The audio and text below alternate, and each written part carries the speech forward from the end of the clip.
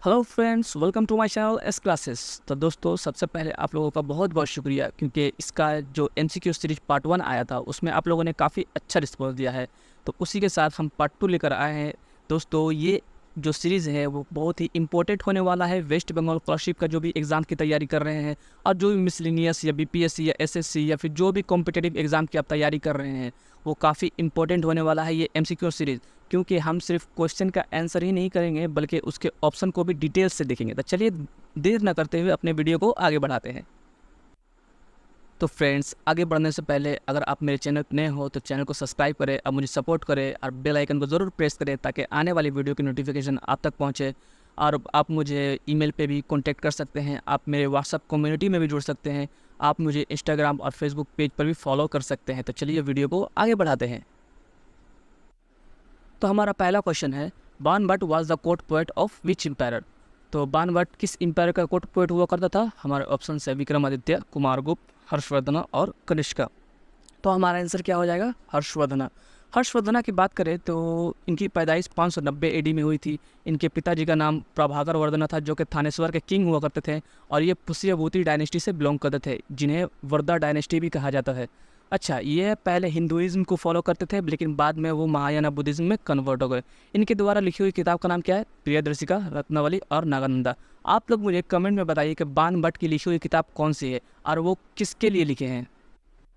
और भी कुछ इंपॉर्टेंट पॉइंट्स है जिसे आप नोट डाउन कर लीजिए, जैसे कि 606 एडी में हर्षवर्धन का राज्य सिंहासन हुआ था। 620 एडी में हर्षवर्धन ने नर्मदा नदी के किनारे पुलकेशिन II के साथ लड़ाई लड़ी थी, जिसमें हर्षवर्धन शिकस्त खा गया था, और 647 एडी में हर्षवर्धन की डेथ हो गई थी। तो बात करें अपने अदर ऑप्शंस की, तो विक्रमादित्य, देखिए चंद्रगुप्त II ने जब साकास को वेस्टर्न रीजन में हराया था तो इन्होंने एक टाइटल एज्यूम किया था विक्रमादित्य, और उसी वक्त इन्होंने उज्जैन पे राज किया था। चंद्रगुप्त II गुप्ता एम्पायर के पहले रूलर है जिन्होंने सिल्वर कॉइन इशू की थी, और इन्हीं के टाइम में फाहियान जो है वो हिंदुस्तान में आए थे। फाहियान कौन थे? एक चाइनीज़ बुद्धिस्ट थे। अच्छा, इनके द्वारा लिखी हुई किताब का नाम क्या है? फू यू की। आप मुझे कमेंट में ये बताएं कि सी यू की किसने लिखी है। कुमारगुप्त वन की बात करें तो इन्होंने अश्वमेधा यज्ञास परफॉर्म करवाया था और टाइटल एज्यूम किया था अश्वमेधा महेंद्र और महेंद्रादित्य। इन्हीं के रेन में नालंदा यूनिवर्सिटी की इस्टेब्लिशमेंट हुई। ये एक बहुत ही इंपॉर्टेंट पॉइंट है, आप इसे नोट डाउन कर लीजिए। बात करें कनिष्का की, तो ये एक महायाना बुद्धिस्ट है। अच्छा, ये माना जाता है कि हिंदुस्तान में कुषाण रूलर के रियल फाउंडर कनिष्का है, और इन्होंने ही 78 एडी में शाका एरा की शुरुआत की थी, और इन्हीं के किंगशिप में कुंडलावन कश्मीर में 4th बुद्धिस्ट काउंसिल हुई थी, जिसके प्रेसिडेंट थे वासुमित्रा, और इन्होंने गोल्ड कॉइन इशू किया था जो कि 22 कैरेट और 23 कैरेट का हुआ करता था। चलिए देखते हैं अपने अगले क्वेश्चन को। तो हमारा अगला क्वेश्चन है, the first Indian ruler who establish the supremacy of Indian navy in the Arabian sea. देखिए यहाँ पर एक पॉइंट नोट कीजिएगा, यहाँ पर फर्स्ट इंडियन रूलर बोला है, ठीक है, ग्रेटेस्ट नहीं कहा है, ठीक है। तो उसका ऑप्शन है क्या? राजा राजा वन, राजा राजेंद्र वन, राजा धीराज वन या कोलुटुंगा वन। तो इसका आंसर क्या हो जाएगा? राजा राजा वन। राजा राजा वन के बारे में बात करें तो ये ग्रेटेस्ट चोला रूलर था, जिन्होंने अपने चोला एम्पायर को साउथ इंडिया में लार्जेस्ट डोमिनियन पर लाकर खड़ा कर दिया था, और इन्होंने मुमिदी चोला, जयानकोंडा या शिवपदा शेखरा नाम का टाइटल भी एज्यूम किए थे। और इन्होंने 1010 सीई में या एडी में राजा राजेश्वर टेम्पल या बृहदेश्वर टेम्पल को बिल्ड किया था, जो कि डेडिकेट करता है शिवा को, जो कि तंजौर में है। तो बात करें अपने अदर पॉइंट की, तो राजेंद्र वन, जिनके पिताजी रहे हैं राजा राजा वन। अच्छा, राजेंद्र वन ने श्रीलंका के राजा को हराया था और पूरे श्रीलंका को अपने अंडर में ले लिया था। अच्छा, इन्हीं के टाइम में चोला नेवी सबसे स्ट्रॉन्गेस्ट रही है, और बे ऑफ बंगाल का नाम इन्होंने कन्वर्ट करके चोला लेक रख दिया था। और इसी सब एविडेंस को देखते हुए उन्होंने एक टाइटल एज्यूम किया था, गंगाई कोंडा चोला, और अपने जो भी आसपास के शहर इन्होंने बिल्ड किए थे उनका नाम इन्होंने क्या रख दिया था? गंगाई कोंडा चोलापुरम। अच्छा, ये बहुत ही बड़े या फिर ग्रेट पेट्रोनेज थे लर्निंग के, इसलिए इन्हें पंडित चोला के नाम से भी जाना जाता है। तो बात करें अगर चोला डायनेस्टी के आर्ट एंड आर्किटेक्चर की, तो एग्ज़ाम पर्सपेक्टिव पे बहुत ही इंपॉर्टेंट है, क्योंकि अक्सर एग्ज़ाम में ये क्वेश्चन पूछे जाते हैं कि ये टेम्पल किस डायनेस्टी से बिलोंग करता है। तो इसे आप ज़रूर नोट डाउन कीजिएगा। अगर देखें तो कैलाशनाथ टेम्पल ये कांचीपुरम में है, जो कि 8th सेंचुरी में बनाया गया था, और नटराज टेम्पल जो कि चिदम्बरम में है। अच्छा, चोला डायनेस्टी ब्रोंज स्कल्पचर के लिए भी बहुत ही फेमस है और इसका बेस्ट एग्जाम्पल है डांसिंग फिगर ऑफ नटराजा। अच्छा, यहाँ पर भरतनाट्यम और कथकली जैसे डांस भी परफॉर्म किए जाते थे। तो ये सारे पॉइंट्स बहुत ही इंपॉर्टेंट है, आप इसे नोट डाउन कर लीजिए। चलिए देखते हैं अपने अगले क्वेश्चन को। तो हमारा क्वेश्चन है Shaka era commencing from 78 AD was founded by. तो ऑप्शन से कनिष्का, अशोका, चंद्रगुप्त वन और विक्रमादित्य। तो देखिए क्वेश्चन तो बहुत ही आसान है, जिसका आंसर हो जाएगा कनिष्का।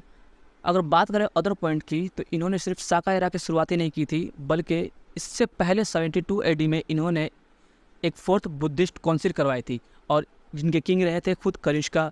और ये कहाँ पर हुई थी? कुंडलवन, कश्मीर में। अच्छा, और इनके प्रेसिडेंट कौन रहे थे? वाशुमित्र। इन्होंने स्टेप सिस्टम इंट्रोड्यूस किया था। अब स्टेप सिस्टम क्या है? जैसे कि आज के दौर में हम लोग देखते हैं कि हर स्टेट डिस्ट्रिक्ट्स में बटे हुए हैं और हर एक डिस्ट्रिक्ट को कंट्रोल करने वाला है DM, that mean district magistrate. तो इसी तरह इन्होंने अपने एम्पायर को ढेर सारे स्टेप्स में डिस्ट्रीब्यूट किया हुआ है और जिसको कंट्रोल करने वाले कौन थे? स्टेप्स। और अगर कुशानाज रूलर के लास्ट किंग की बात करें तो वो थे वासुदेव वन, जिसके देहांत 232 AD में हो गया था। तो बात करें अगर चंद्रगुप्त वन की, तो इनका कार्यकाल 319 AD से 335 AD रहा है। और 319 AD में इन्होंने गुप्ता एरा की शुरुआत की। आप मुझे कमेंट में ये बताइए कि गुप्ता डायनेस्टी का फाउंडर कौन है, ठीक है। अच्छा, चंद्रगुप्त वन ने महाराजा धीराज का टाइटल भी एज्यूम किया था। इन्होंने नेपाल के लच्छावी प्रिंसेस कुमारा देवी से भी मैरिज किए थे। चंद्रगुप्त टू की बात करें तो इनका कार्यकाल 376 AD से 413 AD तक रहा है। इन्हीं के कोर्ट में 9 जेम्स या फिर 9 रत्न रहा करते थे, जिसमें कालिदास, विशाखादत्ता, विष्णु शर्मा, आर्यभट्ट, वीरा मिहिर जैसे लोग रहते थे। अच्छा, इनको टाइटल मिला था विक्रमादित्य। फर्स्ट कौन है? रुद्रमन वन। अच्छा, इनकी शादी नागा फैमिली के कुबेर नागा से हुई थी और इन दोनों की एक बेटी थी प्रभावती गुप्ता। और चंद्रगुप्त टू गुप्ता एम्पायर के पहले रूलर है जिन्होंने सिल्वर कॉइन इशू की थी। और इन्हीं के टाइम में चाइनीज़ बुद्धिस्ट फाहियान इंडिया में आए थे। अब फाहियान की लिखी हुई किताब का नाम क्या है? फुयू की। सीयू की किसकी लिखी हुई किताब है? आप मुझे कमेंट में बताइए। अगर अशोका की बात करें तो देखिए अशोका में बहुत सारे काफ़ी पॉइंट्स है, तो इसे हम धीरे धीरे करके डिस्कस करेंगे। जैसे जैसे क्वेश्चन आएगा वैसे वैसे डिस्कस करेंगे। फिलहाल दो तो पॉइंट्स ये है कि अशोका ने थर्ड बुद्धिस्ट काउंसिल करवाई थी 250 BC में, जो कि पाटलिपुत्र में हुई थी। किंग थे अशोका और इसके जो प्रेसिडेंट थे वो मुगालीपुट्टम टिस्सा थे। और इनके 8 साल के बाद, मतलब कि इनके राज्य अभिषेक के 8 साल के बाद कलिंग वार हुआ, जो कि 261 BC में हुआ। इसमें अशोका वेरी गुस्सा से दामा गुस्सा में कन्वर्ट हो जाते हैं। डेट मीन्स मार काट से शांत और त्याग की तरफ। अच्छा, मुझे कमेंट में आप ये बताइए कि अशोका जो बुद्धिस्ट में कन्वर्ट हुए थे तो वो किसके थ्रू हुए थे। चलिए देखते हैं अपने अगले क्वेश्चन को। तो हमारा अगला क्वेश्चन है Gandhara school of art came into exist in. तो आपके ऑप्शन से हिनयाना sect, Mahayana sect, Vaishnava sect और शिवा सेक्ट। तो इसका आंसर क्या हो जाएगा? महायाना सेक्ट। आप इस पिक्चर में देख सकते हैं, ये महायाना सेक्ट को दर्शा रहा है और ये हिनायाना सेक्ट को दर्शा रहा है। देखिए असल में हुआ क्या कि 72 AD में जब फोर्थ बुद्धिस्ट काउंसिल हुई थी, किसके किंगशिप में? कनिष्क के किंगशिप में। तो उसमें बुद्धिज्म को 2 सेक्ट में बांट दिया गया था, एक था हिनयाना और एक था महायाना। तो जो नॉर्दर्न इंडिया या फिर नॉर्थ इंडिया के ऊपर जो कंट्रीज़ है वहाँ पर जो प्रोपगेशन हुआ बुद्धिज्म का, वो महायाना बुद्धिज्म या महायाना सेक्ट का प्रोपगेशन हुआ। और जो भी साउदर्न इंडिया या उसके बिलो कंट्री में जो भी प्रोपगेशन हुआ बुद्धिज्म का, उन्हें हिनायाना सेक्ट कहा जाने लगा। तो बात करें अगर वैष्णवा सेक्ट की, तो वैष्णविज्म उसे कहा जाता है जो भी वर्शिप करते हैं विष्णु की और उसके अवतार्स की, जैसे चैतन्य हुआ, मीराबाई, सूरदास, वल्लभाचार्य, तुलसीदास और नरसिंह मेहता। ये सारे लोग वैष्णविज्म के मानने वाले हैं। तो बात करें अगर गंधारा आर्ट की, तो ये बहुत ही ज़्यादा इन्फ्लुएंस है ग्रीक और हेलेनिटिक स्कल्पचर से, इसलिए इसे इंडो ग्रीक आर्ट भी कहा जाता है। गंधारा स्कूल ऑफ आर्ट में जो भी स्कल्पचर्स बनते थे वो ब्लूइश ग्रे सैंडस्टोन से बनते थे और इसको कुषाण रूलर के द्वारा पेट्रोनाइज्ड किया जाता था, जो कि कांधार में नॉर्थ वेस्ट फ्रंटियर में इंडिया के पड़ता है। और इस आर्ट में जो भी बुद्धा के स्टैचू मिले हैं वो एक स्पिरिचुअल स्टेट या फिर डीप थॉट में मिले हैं। उनके जो हेयर हुआ करते थे वे भी या करली हुआ करते थे और कुछ ऑर्नामेंट्स पहने हुए थे और योगी पोस्चर में थे। और इनकी जो आंखें थी वो हाफ क्लोज्ड थी, मतलब आधे बंद थी, और सर पे एक खुप्पा हुआ करता था। तो ये थे गंधारा आर्ट की कुछ खास बातें। मथुरा आर्ट की बात करें तो ये टोटली इंडोजीनियसली डेवलप्ड किया गया है, इसमें कोई भी एक्सटर्नल कल्चर का हाथ नहीं है। और अगर स्कल्पचर की बात करें मथुरा स्कूल ऑफ आर्ट की, तो ये जो भी स्कल्पचर मिले हैं वो रेड सैंड स्टोन के बने हुए मिले हैं। और जिस तरह गंधारा स्कूल ऑफ आर्ट में बुद्धा का स्कल्पचर मिला है, मथुरा स्कूल ऑफ आर्ट में हिंदुइज्म, जैनिज्म और बौद्धिज्म तीनों रिलीजियस के इन्फ्लुएंसेस मिले हैं, और ये भी कुशानाज रूलर के द्वारा पेट्रोनाइज किए जाते थे। अगर डेवलपमेंट की बात की जाए तो ये यूपी के मथुरा, शंख और कंकाली टीला जैसे इलाकों में बहुत ही ज़्यादा डेवलप्ड है। अच्छा, इसमें अगर बुद्धा का स्कल्पचर की बात की जाए कि इसमें किस तरह के वो स्कल्पचर शो किए गए हैं, तो इसमें बुद्धा के जो मूड था वो काफ़ी डिलाइटेड दिखाया गया है, फेस पे स्माइल दिखाया गया है, और जो इसमें ड्रेसेस पहनाए गए हैं वो काफ़ी टाइट ड्रेस दिखाए गए हैं, और इस पर जो फेस और हेड टोटली शेप्ड रहे हैं, सिर्फ क्या जटे बांधने के लिए थोड़ा सा चूल हुआ करता था जिससे वो लोग खुप्पा भी बांधते थे। तो ये था गंधारा स्कूल ऑफ आर्ट और मथुरा स्कूल ऑफ आर्ट। चलिए देखते हैं अपने अगले सवाल को। तो हमारा अगला क्वेश्चन है, with home is Junagadh rock inscription associated. तो ऑप्शन से रुद्रमन, बिम्बिसार, चंद्रगुप्त टू और गौतमीपुत्र सतकर्णी। तो इसका आंसर क्या हो जाएगा? रुद्रमन 1। ठीक है। अगर रुद्रमन की बात करें तो ये सबसे फेमस साका रूलर है, और इन्होंने ही सुदर्शन लेक को रिपेयर करवाया था। अच्छा, एक इंस्क्रिप्शन है जूनागढ़ इंस्क्रिप्शन जो कि गिरनार में है, इसमें इनके अचीवमेंट्स के बारे में लिखा गया है, और ये जो लैंग्वेज में लिखा गया है वो संस्कृत है, और ये दुनिया का सबसे पहला और सबसे लंबा संस्कृत में लिखा हुआ इंस्क्रिप्शन में है। अच्छा, साका डायनेस्टी की बात करें तो इसका फाउंडर कौन थे? मौस, जो कि 1st सेंचुरी BC में इसकी खोज किए थे। और बात करें अदर्स पॉइंट की तो आते हैं बिम्बिसारा, इसको श्रेनिया भी कहते हैं, और इसका कैपिटल क्या था? राजगिरा या गृहराज। अच्छा, इसका खास बात क्या था इसके कैपिटल के? ये 5 तरफ से हिल्स से सराउंडेड थे, इवन जो डोर हुआ करते थे वो भी 2 हिल्स के बीच में हुआ करते थे। अच्छा, ये पहले ऐसे राजा हैं जिसके पास एक स्टैंडिंग आर्मी था। स्टैंडिंग आर्मी कहने का मतलब क्या? जिसको आर्मी के काम के लिए पेमेंट दिए जाते थे, या फिर यूँ कह लें कि एक पेडेबल आर्मी फर्स्ट टाइम इन्हीं के राज्य में था। अच्छा, इनका एक दुश्मन हुआ करता था प्रदयोत्ता। ठीक है, ये अवंती का राजा हुआ करता था, लेकिन बाद में ये लोग बहुत ही अच्छे दोस्त बन गए। वो इतने अच्छे दोस्त बन गए कि एक बार तो ये प्रदयोत्ता जो है उसका जॉन्डिस हो गया था, तो बिम्बिसारा ने अपने एक फिजिशियन जीवाका को उसके पास उसके इलाज के लिए भेजा था। तो ये सारे पॉइंट्स बहुत ही इंपॉर्टेंट है, आप इसे नोट कर लीजिएगा। ठीक है। गौतमीपुत्र सतकर्णी, देखिए पहला बात तो ये आप जान लीजिए, गौतमी जो है ये इसके माँ से लिया गया टाइटल है। और सतवाहनाज रूलर के एक खास बात यह है कि जो भी राजा बने हैं उसकी माँ का टाइटल उसके नाम के आगे रहता था। अच्छा, इसे एका ब्राह्मस भी कहते हैं बाई नासिक इंस्क्रिप्शन, और इसे डिस्ट्रॉयर ऑफ साकास, पहलवास और यवनाज भी कहा जाता है। अच्छा, ये पेट्रोनाइज करते थे ब्राह्मणिज्म के, लेकिन ये बुद्धिस्ट मॉन्क को भी लैंड ग्रांट करते थे। और ये सारी बातें हमें कहाँ पता चलती है? करले इंस्क्रिप्शन में, जो कि पुणे के पास महाराष्ट्र में है। तो देखते हैं अपने अगले क्वेश्चन को।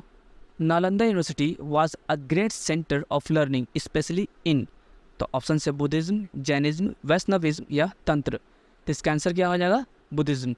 अगर नालंदा यूनिवर्सिटी की बात करें तो ये एंशिएंट सेंटर रहा है हायर लर्निंग का, जो कि बिहार में है, और 5th सेंचुरी से लेकर 1197 AD तक यह बुद्धिस्ट सेंटर भी रहा है लर्निंग का।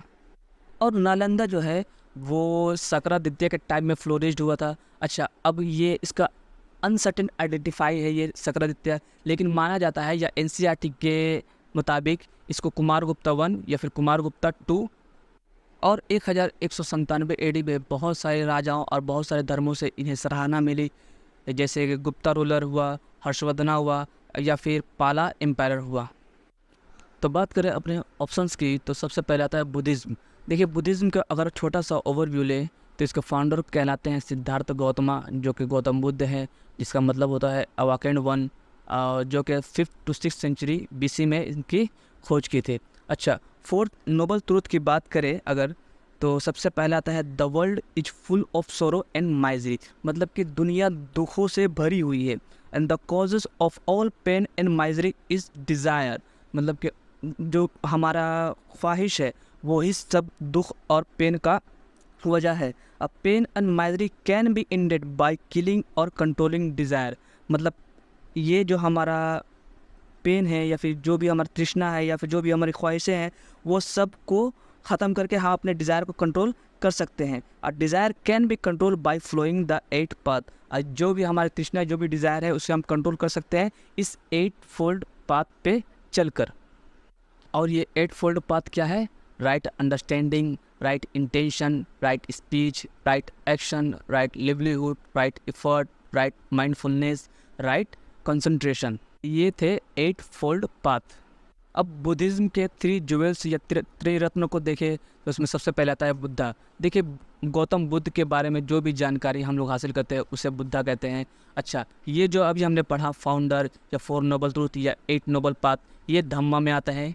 और जो संघ है, जो भी हम लोग 4 कॉन्सिस देखते हैं जो कि अलग अलग दौर में अलग अलग राजा ने करवाई हैं, तो उसे संघ कहते हैं। और अगर बुद्धा के कोर टीचिंग की बात करें तो ये 2 डॉक्ट्रिन पे काम करता है। एक है डॉक्ट्रिन ऑफ अनंत मन, जो कि बताता है कि सेल्फिश ना होए या फिर कोई भी चीज़ दुनिया में टिकने वाली नहीं है, फिर कोई भी चीज़ परमानेंट नहीं है। और दूसरा है क्या है? एम्फेसिस ऑन कर्मा, मतलब कि आप जो भी बोइएगा उसी के कॉन्सिक्वेंसेस आपको आगे देखने को मिलेंगे। तो ये थे बुद्धिज़्म के बारे में। थोड़ा सा जैनिज़्म के बारे में भी देख लेते हैं। तो जैनिज़्म के फाउंडर की बात करें तो इनके फाउंडर है लॉर्ड महावीर, जो कि 24वें तीर्थंकर थे। इन्हें वर्धमान महावीर भी कहते हैं। और जैनिज़्म की जो शुरुआत इन्होंने की थी वो 6 सेंचुरी बीसी में की थी। और बिलीफ की बात करें तो ये 5 चीज़ों पे बिलीव करते थे। सबसे पहले था अहिंसा या फिर नॉन वायलेंस, मतलब कि कोई भी वायलेंस नहीं करनी है। सत्य, मतलब कि ट्रूथफुलनेस, मतलब हमेशा सच कहना है। अस्तेय, मतलब नॉन स्टेलिंग, मतलब किसी से भी दूसरों का सामान नहीं लेना है। अपरिग्रह या फिर नॉन पोजेसिवनेस, मतलब कि दूसरे की चीज़ों पे अपना अधिकार मत जताओ या फिर कोई भी चीज़ पे हमेशा किसी का अधिकार नहीं होता है। और आखिरी है ब्रह्मचार्य। अच्छा, ब्रह्मचार्य को याद रखिएगा, ये महावीर ने इसे ये ऐड किया था बिलीव में। पहले ये 4 थे, अब 5 हो गए हैं। और डिवीज़न की बात करें तो जैनिज़्म 2 सेक्ट में बटा हुआ है। एक होता है दिगंबर्स, जो कि स्काई क्लैड, वो कहते हैं कि हमारा आसमान ही या फिर छत है या फिर कपड़ा है। और सितंबर्स, जो कि वाइट क्लेड है, जो कि सादे सादे कपड़े पहनते हैं। इन दोनों सेक्ट में बहुत सारा डिफरेंस है। जैसे दिगंबर की जब बात करें तो ये लोग मानते थे कि हर चीज़ में जान होती है और जिस भी चीज़ में जान होती है उसे मारना या फिर उसे खाना ये एक पाप है। इसलिए वो लोग अपने मुंह पे मास्क लगा कर हमेशा रहते हैं और कोई भी ये नेकेड रहा करते हैं, क्योंकि वो लोग को कहना है कि जो भी कपड़ा बनता है ये भी किसी न किसी ऑर्गन से या फिर किसी न किसी चीज़ से बना होगा जिसमें जान होगी। तो ये लोग कपड़ा भी नहीं पहनते थे, पैर में चप्पल भी नहीं पहनते थे। और इसी तरह अगर सितंबर्स के देखें तो वो सादा सादा कपड़ा पहनते थे और ये सभी कुछ इनटेक करते थे या खाने में खाते थे। और अगर प्रैक्टिस की बात करें तो ये लोग मेडिटेशन करते थे, प्रेयर करते थे, फास्टिंग करते थे, ताकि वो लोग अपने स्पिरिचुअल प्योरीफिकेशन कर सके, अपने आत्मा को शुद्ध कर सके। और ये लोग जो भी वर्ल्डली अटैचमेंट है उसको रिनाउंस कर दिए थे, त्याग दिए थे, और ये एक साधु या फिर मॉन्ग या नन की ज़िंदगी जिया करते थे। तो ये सारे पॉइंट्स बहुत ही इंपॉर्टेंट है, आप लोग इसे नोट डाउन कीजिएगा। चलिए देखते हैं अपने अगले क्वेश्चन को। हमारा अगला क्वेश्चन है, the language use to write sources material in ancient time was, option है संस्कृत, पाली, ब्राह्मी और ख्रोस्ती। तो इसका आंसर क्या हो जाएगा? पाली लैंग्वेज। चलिए पाली लैंग्वेज के बारे में कुछ जानते हैं कि ये इंडो आर्यन लैंग्वेज था, जो कि प्राकृत ग्रुप का ही हिस्सा था, जो कि इंडियन सबकॉन्टिनेंट में बहुत सारे जगहों पे ये भाषा बोली जाती थी। अच्छा, इस भाषा की ख़ास बात यह है कि जो भी अर्लीस्ट बुद्धिस्ट स्क्रप्चर मिले हैं वहाँ पर पाली लैंग्वेज के ढेर सारी किस्में मिले हैं। तो सभी पाली लैंग्वेज को एक जगह मिलाने पे इसको पाली कैनन या फिर से त्रिपिटका कहते हैं। और T.W. राय डेविस ने अपने बुक बुद्धिस्ट इंडिया और विलियम गैगिर ने अपने book Pali literature and language ने ये सजेशन दिया है कि ये जो लैंग्वेज है वो लिंगुआ फ्रैंका या फिर उस टाइम के जो लोकल पीपुल नॉर्थ इंडिया का हुआ करते थे उस टाइम में ये पाली लैंग्वेज बोली जाती थी। इसमें और कोई ख़ास इंपॉर्टेंट पॉइंट नहीं है। चलिए देखते हैं अपने अगले क्वेश्चन को। तो हमारा अगला क्वेश्चन है, India's trade with the Roman empire come into an end with the invention of Roman by the, option है अरब, हंगरियंस, हुनाज और तुर्क्स। तो इसका आंसर क्या हो जाएगा? हुन्स। तो जैसा कि आप इस मैप में देख सकते हैं कि जो भी रोमन एम्पायर था वो उसको इंडिया में ट्रेड करने के लिए गल्फ़ कंट्री से होकर गुजरना पड़ता था बाई सी रूट। तो चलिए इस कहानी को थोड़ा डिटेल से देखते हैं। India trade with the Roman empire. तो इंडिया और रोम के ट्रेड की शुरुआत होती है beginning of the common era से। उसके बाद अगस्टस राजा बना, उसने इजिप्ट पर हमला किया और इजिप्ट को अपने कंट्रोल में लिया। जब फिर रोमन और पर्शियन वॉर स्टार्ट हुआ तो खुसरो वन पर्शियन की तरफ से लड़ा। अच्छा, खुसरो वन जो है वो ससानियन डायनेस्टी का था। इन्होंने रोमन बेंजिनटाइन एम्पायर को अपने अंडर में लिया। लेकिन बाद में क्या हुआ कि अरब को लीड करने वाला उमर इब्न अल-अस ये इजिप्ट पहुंचा 640 एडी में। अब ये क्या करेगा ना कि इजिप्ट को कैप्चर कर लेगा और यहाँ से स्टार्ट होगा इस्लामिक कॉन्क्वेस्ट ऑफ इजिप्ट। अब क्या होगा कि इन लोगों के हाथ से अलेक्जेंड्रिया जो पोर्ट था वो अब चला जाएगा। अब जो ये ट्रेड रूट है, अब वो जो सेफ़ रूट था जिसे जो आपने मैप में देखा था, ये सेफ़ रूट अब ये सेफ़ नहीं रहा, क्योंकि उसको उसी कंट्री के जिस कंट्री ने हमला किया है उसी कंट्री से होके गुजरना है। तो सेफ़ कहाँ से रहा वो? तो यहाँ से आपको देखने को मिलेगा डिक्लाइनिंग इन ट्रेड, जो कि साउथ इंडिया या फिर साउथ एशिया में कह सकते हैं। ये पूरा इंटरनेशनल ट्रेड को बहुत ही इफ़ेक्ट करेगा और कल्चर को भी इफ़ेक्ट करेगा कि जो भी कल्चर रोमन एम्पायर का था जो इंडिया में आ रहा था या फिर साउथर्न एशिया में आ रहा था वो अब आना कम हो जाएगा। तो उसी टाइम में क्या होगा कि जैसे ही रोम कमज़ोर पड़ेगा हुनाज आ जाएंगे 554 एडी में। तो ये थी सारी कहानी इंडिया और रोमन के ट्रेड की। तो चलिए देखते हैं अपने अगले क्वेश्चन को। तो हमारा अगला क्वेश्चन है the people of Indus valley civilisation usually built their houses of. तो वो लोग इंडस वैली सिविलाइजेशन में जो भी लोग रहते थे वो लोग किस चीज़ के अपने घरें बनाया करते थे? ऑप्शन है पक्का ब्रिक, स्टोन, वुड और ऑल ऑफ दिस अबव। देखिए यहाँ पर बहुत सारे लोग ऑल ऑफ दिस अबव मांगेंगे, लेकिन ये नहीं, ये गलत है। इसका आंसर क्या हो जाएगा? पक्का ब्रिक। आप देख सकते हैं मोहनजोदाड़ो का एक साइट है, ये इसको कहते हैं ग्रेट बाग। इसमें एक एक ईंट पक्का ब्रिक है। और अदर फीचर्स की बात करें इंडस वैली सिविलाइजेशन की, तो इसमें एक सिस्टमेटिक टाउन प्लानिंग था जो कि ग्रिड सिस्टम यूज़ किया करता था। मतलब कि हर घर एक स्क्वायर फॉर्म में रहेगा और हर स्ट्रीट 90 डिग्री के एंगल पे मुड़ेगा। और ये लोग अपने घरों को बनाने के लिए बर्न ब्रिक का इस्तेमाल करते थे। ये लोग अंडरग्राउंड ड्रेनेज सिस्टम का यूज़ करते थे, जो कि हर घर से एक ड्रेन निकलता था और हर छोटा ड्रेन एक बड़े ड्रेन में जाके कनेक्ट हुआ करता था। तो ये यहाँ पर इंडस वैली सिविलाइजेशन को सबसे यूनिक बनाता है बाकी कॉन्टेम्परेरी सिविलाइजेशन से। और भी चीज़ें मिले हैं जैसे पोट्री, सील, स्क्रिप्ट्स। अच्छा, पोट्री की बात करें तो आप मुझे कमेंट में बताइए कि यहाँ पर इंडस वैली सिविलाइजेशन में किस कलर के पोट्री को ज़्यादा अहमियत दी जाती थी। अच्छा, फोर्टिफाइड सिटाडेल की बात करें तो यहाँ पर छानोदारोही सिर्फ ऐसा एक इंडस वैली सिविलाइजेशन का साइट है जहाँ पर सिटाडेल नहीं पाया गया है। अब ये सिटाडेल क्या है? इसको अपर हाउस भी कह सकते हैं। और अगर बात करें टाउन प्लानिंग और स्ट्रक्चर की, तो जैसा कि हमने बात किया था कि यहाँ पर रेक्टेंगुलर ग्रिड पैटर्न में घर बनाए जाते थे और जो भी स्ट्रीट हुआ करता था वो राइट एंगल के फॉर्म में हुआ करता था। अच्छा, यहाँ पर जो ब्रिक इस्तेमाल करते थे वो तो बर्न्ट ब्रिक तो था ही, लेकिन इस पर जिप्सम मोटर भी यूज़ किया जाता था ताकि घर बने या फिर कोई भी ड्रेनेज बने तो वाटर लीक ना हो। अच्छा, जो भी सिटीज़ थी उसको दो पार्ट में डिवाइड किया गया था, जिसमें अपर पार्ट सिटाडेल और लोअर पार्ट को लोअर सिटाडेल कहते हैं। लोअर सिटाडेल को वर्किंग प्लेस ऑफ क्वार्टर्स कह सकते हैं और अपर सिटाडेल को क्या कह सकते हैं कि जो भी बड़े बड़े कॉन्फ्रेंस या फिर लीडर ऑफ द क्लैंस हुआ करते थे वो वहाँ पर जाके मीटिंग किया करते थे। अच्छा, यहाँ पर बाकी कॉन्टेम्परेरी जो सिविलाइजेशन थे जैसे इजिप्ट, मेसोपोटामिया और सुमेरिया, वहाँ पर बड़े बड़े स्कल्पचर या फिर बड़े बड़े मोनूमेंट्स पाए गए हैं, टेम्पल्स, प्लेसेस पाए गए हैं। तो इंडस वैली सिविलाइजेशन में वो चीज़ यहाँ पर नहीं मिला है।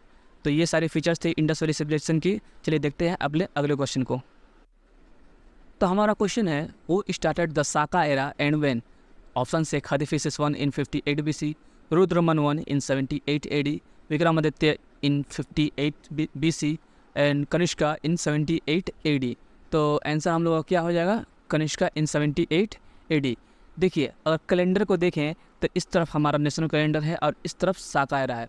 तो कुछ डेट हम लोग के लिए बहुत ही इंपॉर्टेंट है जो क्वेश्चन पूछे जाते हैं। जैसे कि हम लोग का जो नेशनल कैलेंडर है वो किस मंथ से स्टार्ट होता है? तो चैत्र्य। और अगर साका एरा की बात करें तो वो किस डेट से स्टार्ट होता है? तो मार्च 22 से। अच्छा, जो हमारा नेशनल कैलेंडर है उसका आखिरी मंथ क्या है? तो फगुना। और साका एरा वो किस वो किस डेट से स्टार्ट होता है, तो फरवरी का 20 तारीख से। तो अगर अदर्स पॉइंट की बात करें तो रुद्रमन वन साका रूलर का सबसे ग्रेटेस्ट किंग था, जिन्होंने कोंकण और नर्मदा वैली और कठियावाड़ और गुजरात और मालवा में अपना रूल को कायम किया था। इन्होंने ही सुदर्शन लेक को रिपेयर कराया था। आप लोग के लिए एक क्वेश्चन है, आप लोग कमेंट्स में बताइए कि सुदर्शन लेक किसने बनवाया था, किस राजा ने बनवाया था और किसके ज़रिया बनवाया था, ठीक है। अच्छा, बात करें रुद्रमन की, तो ये सबसे पहला संस्कृत में लिखा हुआ सबसे लॉन्ग इंस्क्रिप्शन इसी का है, जो कि जूनागढ़ रॉक इंस्क्रिप्शन है, जो कि गिरनार में है। अच्छा, कुशानास एम्पायर की बात करें तो कुज्जुल खदीफिसेस ये इसका सबसे पहला राजा था, जो कि कांधार से पाटलिपुत्र तक के एरिया पर राज करता था। बात करें भीम खदीफिसेस की, तो इसने सबसे लार्ज क्वांटिटी में गोल्ड कॉइन को इशू किया था, जो कि शिवा को डिवोट किया जाता है। और चंद्रगुप्त टू की बात करें तो इसे चंद्र विक्रमादित्य का टाइटल मिला हुआ है। इन्होंने कुबेर नागा से शादी की थी, जो कि नागा फैमिली का एक हिस्सा थी, और इन दोनों के बेटी का नाम क्या है, प्रभावती गुप्ता। अच्छा, ये पहले ऐसे गुप्ता रूलर है जिन्होंने सिल्वर कॉइन इशू किया था, और इन्हीं के टाइम में चाइनीज़ बुद्धिस्ट फाहियान इंडिया में आए थे, जिसकी किताब का नाम है फुयुकी। तो दोस्तों, आज के वीडियो में इतना ही। अगर वीडियो अच्छी लगी हो तो प्लीज़ उसे लाइक करें, शेयर करें और सब्सक्राइब ज़रूर करें, और बेल आइकन को प्रेस कर लें ताकि आने वाली वीडियो की नोटिफिकेशन आप तक पहुंचे। अच्छा, अगर आप मुझे कांटेक्ट करना चाहते हैं तो आप मुझे ईमेल के थ्रू भी कांटेक्ट कर सकते हैं। आप मेरे साथ मेरे व्हाट्सएप कम्युनिटी पर भी जुड़ सकते हैं। आप मेरे साथ मेरे इंस्टाग्राम और फेसबुक पेज पर भी जुड़ सकते हैं। तो चलिए मिलते हैं अपने अगले वीडियो में, तब तक के लिए जय हिंद।